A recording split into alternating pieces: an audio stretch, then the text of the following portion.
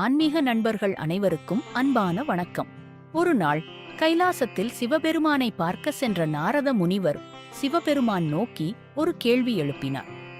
இறைவா, ஏன் கெட்டவர்களை கடவுள் நன்றாக வைத்திருக்கிறார்? நல்லவர்களுக்கு ஏன் கஷ்டத்துக்கு மேல் கஷ்டம் கொடுத்துக் கொண்டிருக்கிறார் என்ற கேள்வி. இது அனைவரின் மனதிலும் எழும். இவ்வாறாக கேட்க அதற்கு சிவபெருமான் கூறுகிறார், இந்த கேள்விக்கான பதிலை நான் உனக்கு ஒரு சிறிய கதையின் மூலம் கூறுகிறேன், நன்றாக கேட்டுக்கொள் என்றார். நண்பர்களே, நீங்களும் இந்த கதையும் முழுமையாக கேளுங்கள். ஏனெனில் அரைகுறை அறிவு என்றும் ஆபத்தானவை. வாங்க நம்ம கதைக்குள்ள போகலாம். ஒரு அழகிய பசுமை பொங்கும் கிராமத்தில் வாலிபன் ஒருவன் வாழ்ந்து வந்தான். அவள் பெயர் ஆதித்யன். அவன் குணத்தில் நல்லவனாகவும் பக்தியில் சிறந்தவனாகவும் இருந்தபோதிலும் அவனுக்கு வாய்த்த மனைவி கொடுமைக்காரியாக இருந்தாள். அவனது வாழ்க்கை மிகவும் போராட்டமாக இருந்தது. வேலை நேரத்தை தவிர்த்து மற்ற நேரங்களில் கடவுளை வணங்குவதிலும் தியானம் செய்வதிலும் செலவிட்டான். ஆனால் பக்தியுடன் கடவுளை வணங்கினாலும் அவனுடைய கஷ்டங்கள் குறையவில்லை. தினமும் புது புது பிரச்சனைகளில் சிக்கி மனதளவில் துவண்டு போனான். அதே ஊரில் கெட்ட எண்ணங்கள் நிறைந்த பணக்காரன் ஒருவன் இருந்தான். அவன் பெயர் கபிலன். தன் சந்தோஷத்திற்காக எந்த செயல்களையும் குற்ற உணர்ச்சி இல்லாமல் செய்து கொண்டு மகிழ்ச்சியாக வாழ்ந்து கொண்டிருந்தான். அவனுக்கு நல்ல குணமுடைய பக்தியில் சிறந்த மனைவியும் அமைந்திருந்தாள். ஆனால் அவனுக்கோ துளியளவும் கடவுள் நம்பிக்கை இல்லை. அவன் அடிக்கடி ஆன்மீகத்தையும் கடவுளையும் கேலி கிண்டல்கள் செய்து அந்த வாலிபனை நோகடிப்பான். இதனால் ஒரு கட்டத்தில் இருவரிடையே சண்டை ஏற்பட்டு வாக்குவாதம் அதிகமானது. கோபம் கொண்டு வாலிபன் இறைவன் மீது தனது பக்தி உண்மையாக இருந்தால் இன்னும் ஒரே வாரத்தில் நீ செய்த தவறுக்கு எல்லாம் தண்டனைகளை அனுபவிப்பாய் என்று சாபமிடத் தொடங்கினான். சிரித்துக்கொண்ட அந்த பணக்காரன், அப்படி நடக்கவில்லை என்றால் நீ ஆன்மீகத்தை கைவிட வேண்டும் என்று அந்த வாலிபனுக்கு சவால் விட்டான். அதற்கு ஒப்புக்கொண்ட வாலிபன் கடவுளிடம் தீவிரமாக பிரார்த்தனையில் ஈடுபட்டான். கடைசி நாளும் வந்தது. அந்த நாளில் பணக்காரன் கபிலன் காட்டிற்கு சென்று தேவைக்கு அதிகமான பறவைகளையும் விலங்குகளையும் வேட்டையாடி விருந்திற்காக வீட்டிற்கு வந்து கொண்டிருந்தான். வரும்பொழுது களைப்பாக இருக்கவே ஒரு மரத்தடியில் சிறிது நேரம் உறங்கலாம் என்று நினைத்தான். அப்படி உறங்கியவன் திடீரென உருண்டு அருகில் இருந்த ஒரு சிறிய பள்ளத்தில் விழுந்தான்.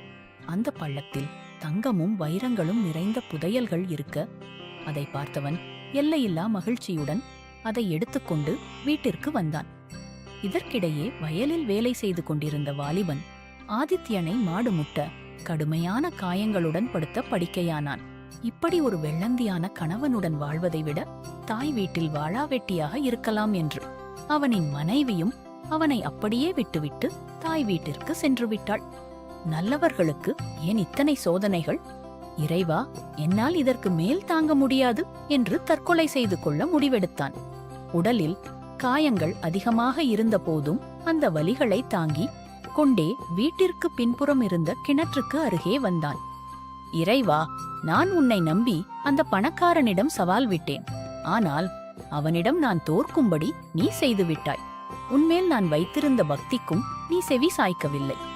இப்போது நான் உயிருடன் இருந்தாலும் பிணத்திற்கு சமமான வாழ்க்கையை வாழ்ந்து கொண்டிருக்கிறேன். இந்த வாழ்க்கையை விட மரணமே சிறந்தது. நான் உன்னிடம் வருகிறேன், என்னை ஏற்றுக்கொள் என்று கூறியவாறே கிணற்றில் குதித்தான். அவன் கிணற்றில் குதித்த சில நிமிடங்களில் திடீரென்று தன்னை யாரோ தூக்குவது போல உணர்ந்தான். ஆம், எந்த கடவுளை அவன் பக்தியுடன் வணங்கினானோ அதே கடவுள்தான் அவனை காப்பாற்றினார்.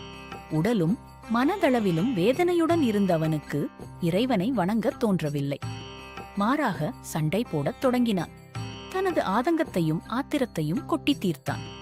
அனைத்தையும் பொறுமையுடன் கேட்டுக்கொண்டிருந்த கடவுள் அவனை தன்னோடு அணைத்துக் கொண்டார். இறைவனின் அரவணைப்பால் சற்று ஆறுதல் அடைந்தான். நீண்ட மௌனத்திற்கு பிறகு இறைவன் பேச ஆரம்பித்தார். மகனே, நீ இப்பிறவியில் நல்லவனாக பிறந்தாலும் முற்பிறவியில் அந்த பணக்காரனை விட கொடுமைக்காரனாக இருந்தாய். நீ உன் மனைவியை ஒரு நாள் ஒருபொழுதும் மதிப்பதில்லை. ஆனால் அவனும் முற்பிறவியில் நல்ல காரியங்களை செய்து வந்தான். இல்லாதவர்களுக்கு தன்னால் முடிந்த உதவிகளையும் தான தர்மங்களையும் செய்து புண்ணியங்களை சேர்த்து கொண்டான். அதனால் இப்பிறவியில் அவனுக்கு சகல நன்மையும் கிடைத்தது. உனக்கும் நீ முற்பிறவியில் செய்த பாவங்களை அனுபவிக்க நேரிட்டது. என்னை அனிதினமும் நீ வணங்கியதால் நீ அனுபவிக்க வேண்டிய கர்மத்தின் பெரும்பாலான பாவங்களை நானே ஏற்றுக்கொண்டேன். நீ செய்த பாவங்களின் சிறுபகுதியை மட்டுமே நீ இப்போது தண்டனையாக அனுபவித்துக் கொண்டிருக்கிறாய். மனிதனாக பிறப்பெடுக்கும் எல்லோரும் முதலில் அவர்கள் செய்த பாவங்களுக்கான கர்மாவை அனுபவிக்கத் தொடங்குகிறான். ஆனால் கெட்டதை மட்டுமே செய்யும் ஒருவனுக்கோ அவன் முற்பிறவியில் செய்த புண்ணியங்களை அனுபவித்த பின் அவன் செய்த பாவங்களுக்கான கர்மா செயல்படத் தொடங்கும். அந்த பணக்காரனுக்கு கிடைத்த புதையல்தான் அவனுடைய கடைசி புண்ணிய பதிவாகும். அவன் செய்த அனைத்தும் புண்ணியங்களும் ஒட்டுமொத்தமாக செயல்பட்டு அவனுக்கு புதையலாக கிடைத்தது. முற்பிறவியில் அவன் செய்த புண்ணியங்களின் பலன் முழுவதும் அவன் அனுபவித்து விட்டான். இனி அவனின் பாவங்களுக்கான பலன் தொடங்கும் காலம் வந்துவிட்டது. உனக்கு இதுவரை நீ அனுபவித்த கஷ்டங்கள் உனது அனைத்தையும் பாவங்களையும் கரைந்துவிட்டன. இனி என்ன நடக்கப் போகிறது என்பதை நீயே உன் கண்களால் பார்த்துக்கொள் என்று கூறிவிட்டு இறைவன் மெல்ல மெல்ல மறையத் தொடங்கினான். கண்ணீரில் நீர் வழிய பார்த்து கொண்டே இருந்தான். நாட்கள் செல்லச் செல்ல வாலிபனின் உடல்நிலை சரியானது. அந்த ஊரில் இருந்த பணக்கார விதவை பெண் இவனை திருமணம் செய்து கொள்ள இவனும் பணக்காரன் ஆனான். குழந்தைகள், தொழிலில் வளர்ச்சி என்று அடுத்தடுத்து முன்னேற்றம் ஏற்பட்டு மிகவும் சந்தோஷமாக இருந்தான். அதே சமயத்தில் அந்த பணக்காரனுக்கு வினோதமான ஒரு நோய் தாக்கி படுத்த படுக்கையாக்கிவிட்டான். அவனது மனைவியும் திடீரென்று இறந்துவிட அவன் கூட இருந்தவர்கள் அவனை ஏமாற்றி அவன் சொத்துக்கள் அனைத்தையும் பறித்து கொண்டு வெளியே துரத்திவிட்டனர். இங்கு பலரும் கூறும் கெட்டவர்கள் நல்லாதானே இருக்கிறார்கள் என்று. நன்றாக இருக்கிறார்கள் என்பது வேறு, நிம்மதியாக இருக்கிறார்கள் என்பது வேறு. நிம்மதியாக மனநிறைவுடன் வாழ வேண்டும் என்று விரும்பினால் உங்கள் மனதிற்கு கட்டுப்பட்டு நல்லவர்களாக வாழ்ந்து பாருங்கள். சொர்க்கம் எப்படி இருக்கும் என்பதை வாழும்போதே தெரிந்து கொள்ளலாம். இவ்வாறாக சிவபெருமான் நாரத முனிவரிடம் கதையை கூறி முடித்தார். உங்களுக்கும் இதற்கான விளக்கம் தெரிந்திருக்கும் அல்லவா? இந்த கதை பிடித்திருந்தால் நம சிவாய என்று பதிவிடுங்கள். இதுபோல பல சுவாரஸ்யமான கதைகளுக்கு நம்ம சித்தர் தரிசனம் சேனலை சப்ஸ்கிரைப் பண்ணுங்க. அப்படியே பக்கத்தில் இருக்கிற அந்த பெல் ஐகானையும் கிளிக் பண்ணுங்க. நன்றி, வணக்கம். என்றும் உங்களுடன் நான் நிலா.